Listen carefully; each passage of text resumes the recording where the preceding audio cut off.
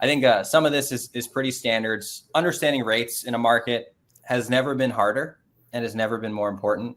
I know Peter deals with this every day on the operations side, and I think you'll touch on this later in the presentation around, move-in rates versus street rates versus achieve rates, how to think about ECRIs. And I'll be on a panel next week in Austin talking about revenue management. So I'll save a lot of that for this.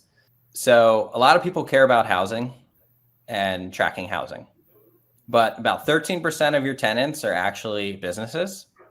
And there's other kinds of demand that a Walmart could signify if it's opening up in the area, right? So actually understanding and tracking all the new commercial developments coming into the area can be really helpful to understand storage demand. And then I work with a lot of development groups that basically say, wherever Home Depot goes, I'm going. Wherever Walmart's going, I'm going. And whether they do that on the front end or they verify that under due diligence, right? There's a lot of, growth and jobs and economic benefits that commercial developments have on a market. Last one here is traffic counts. It's pretty obvious, right? If you have a lot of frontage and visibility and you have if you have 40,000 cars driving by your facility a day, that's 40,000 free potential advertising opportunities that you don't have to pay for.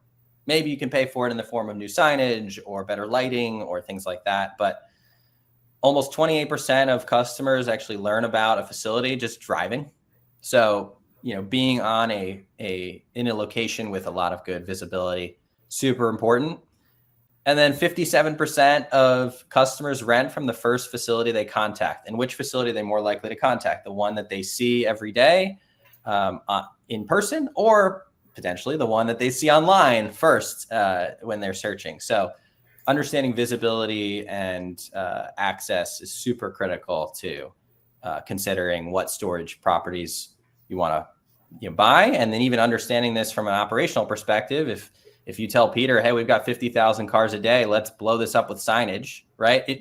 That's helpful, and you can actually make some operational decisions there too.